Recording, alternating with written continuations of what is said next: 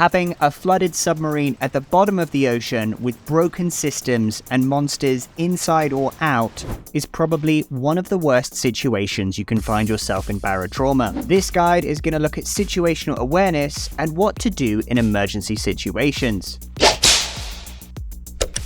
So let's look at system maintenance during a catastrophic emergency. With monsters outside your submarine, you'll want to deal with them first. And whilst you can swim outside and try hand-to-hand combat, the better option is to get your turrets back online. This requires an understanding of how machinery, electronics, and gunnery works in the game. Each item is wired up to interact with power systems, interfaces, and the machinery of the boat. You can actually see parts of this wiring on your ship, and it's not just for decoration. The easiest way to get a perspective on this is to look at it in the submarine editor. Once here, head into wiring mode by clicking on this button. Here you can see the complex network that runs through the entire boat. The genesis of energy is your reactor. This connects to junction boxes that are then in turn fed out to the different systems that need power. This is important as if your reactor is broken or a critical junction box is down, the power will not flow and all other devices will not work, meaning you're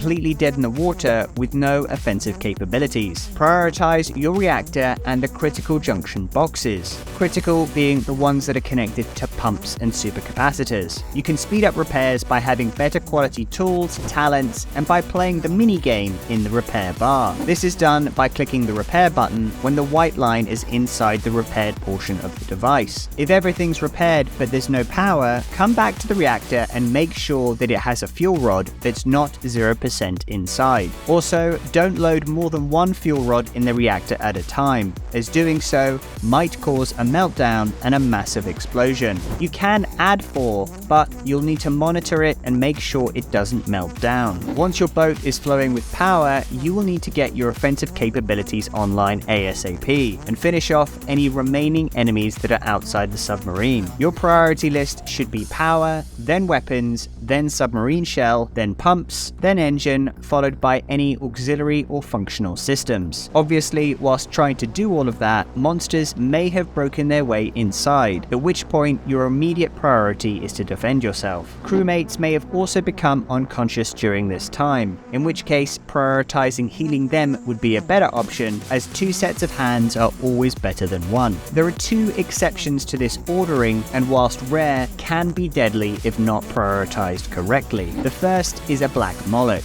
This variation of the moloch emits an EMP pulse that will break all your systems and drain your supercapacitors, meaning you can get into a situation where you're unable to bring back online your offensive capabilities. In this situation, you should instead turn off your reactor and not make any noise. You have to wait until the black moloch stops attacking the boat and has moved away before repairing your systems. While waiting for these systems to come back online, you can check out today's sponsor. Factor 75 is a delicious, nutritious, and quick way to get a healthy, balanced meal without the mess, stress, or time it takes to prepare food. I love cooking, but also doing it 3 times a day, 7 days a week is exhausting, and we all treat ourselves with quick fast food more out of a convenience than a want. So I like that instead of giving into a quick unhealthy craving, I can head into my kitchen and whack in the oven a Factor 75 meal. Each meal has properly been designed by dietitians to get that balance your body requires. The winning factor here is that it gets delivered straight to your door and is ready to cook. It's not frozen food, it's freshly made. If you'd like to get a huge discount of 50% off your first order, head to the link in the video description and use the code there. Now, back on with the exceptions. The next is a Thalamus wreck. If you have been unfortunately hooked by a flesh gun, or even worse, impaled by a flesh spike, your priority is instead to go on the offensive and destroy the Thalamus brain. This is because the flesh spike will constantly spawn terminal cells, other spawners will be pumping out leukocyte monsters, and the flesh gun is a constant breach that cannot be repaired. Once the brain is down, you can resume normal ordering. So, with the main emergency situations dealt with,